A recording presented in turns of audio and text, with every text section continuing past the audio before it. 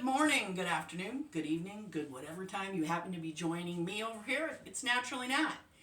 Today it's a bright and sunny day out, which is wonderful. And I don't know why it is, but in the wintertime I like to dehydrate things. It's just what I do. And today we're going to talk about dehydrating meats and dehydrating wild meats, venison in particular, into jerky. Okay. First of all, I think I might have in a short somewhere along the line had said something about I was out along a ranch and I was getting excited because it was hunting season and I would be getting some good, hopefully venison or turkey or quail or duck or something like that. Well, sure enough, I did. It is raining venison over here. In fact, so much so that a friend gave me so much that I have to start thinking of things to do. Now, last year, you remember I made a venison sausage that I hope you tried.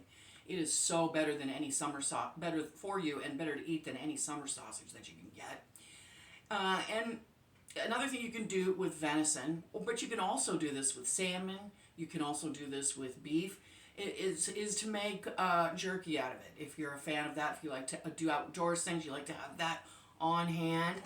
This is a batch that I made for a friend of mine whose birthday is coming up, and he likes his jerky spicy. I don't, and neither does Daniel. But my friend likes it spicy, and this is kind of what my venison jerky looks like. I'll go ahead and zoom that in. You can see the spices that are on this, and you can see the little line marks, like when you go to get jerky that you buy at the store. These line marks are for where they're sitting on the rack drying, if you ever wondered.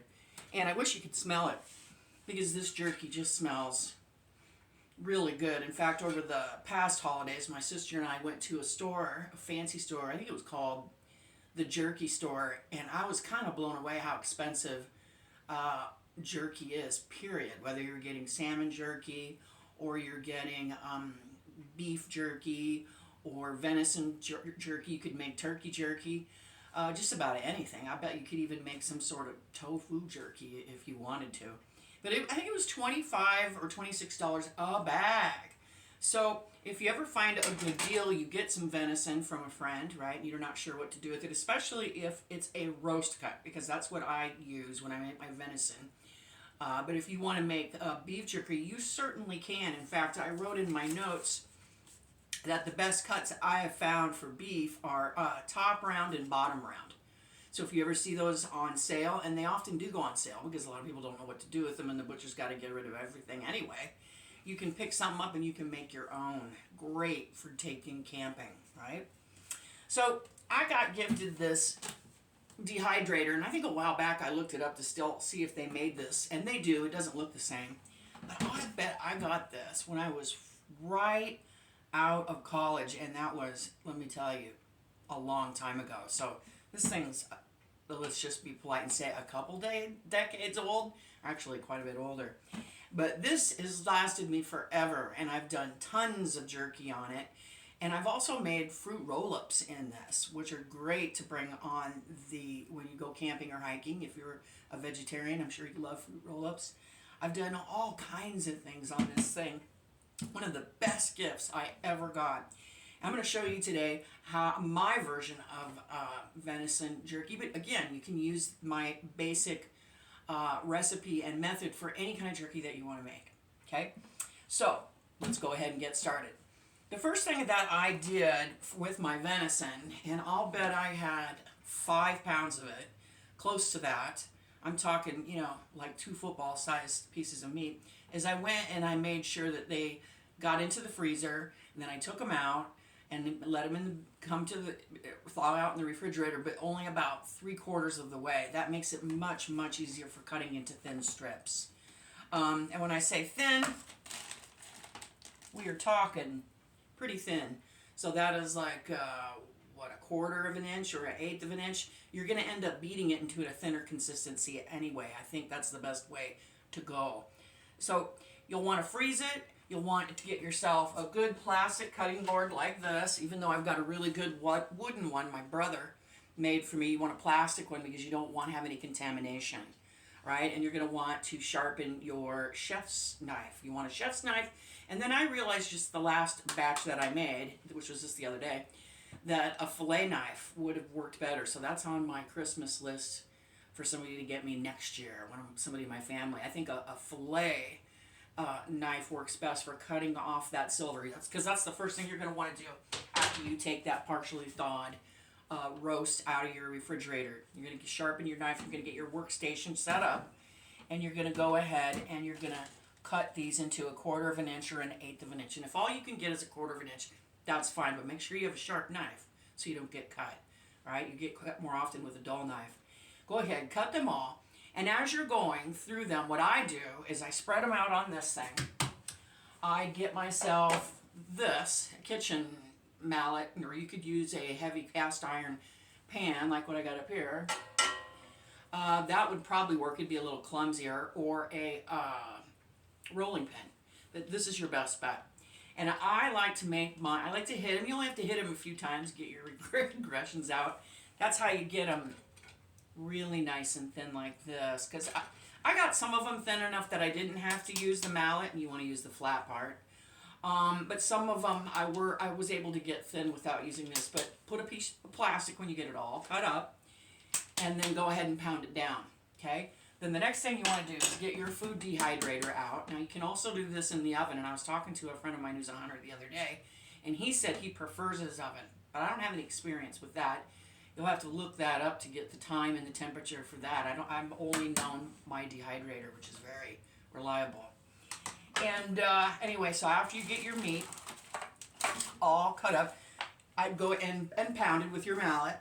Go ahead and put it in a double Ziploc. A double because, here's why. Just the tiniest hole can make a big mess in your refrigerator. And you're going to want one of these disposable pans, or you could also use a Pyrex dish too. But get one for double protection, because you're going to let this meat marinate for 24 hours. Okay? You're going to put the meat in the bag, and then here's what's going to be your marinade. And this is what I've used after years of practicing. I use, and I usually start off with at least 2 pounds of meat, just with the exception of this time when I have more like 5. But you want 2 pounds of meat, partially frozen, that you've cut up. And then my marinade is just 1 teaspoon black pepper, 1 teaspoon garlic powder, 1 teaspoon onion powder, 1 teaspoon of smoked paprika, which you know I love. I use that in everything. And then here's something different. 1 teaspoon soda that you put into 1/4 cup of water. Now that's going to tenderize the meat as it marinates. Okay? That's something I learned not too long ago. And then to that, you can also add to that liquid into your measuring cup 1/4 cup of soy sauce. You can use low sodium if you want. 2 tablespoons the W sauce, Worcestershire. 2 tablespoons of liquid smoke. That one's important, I think. 1 tablespoon of brown sugar and 2 teaspoons of salt. Okay? Then I just go ahead like this. I pulled this out of the refrigerator before I started today. Let that marinate overnight.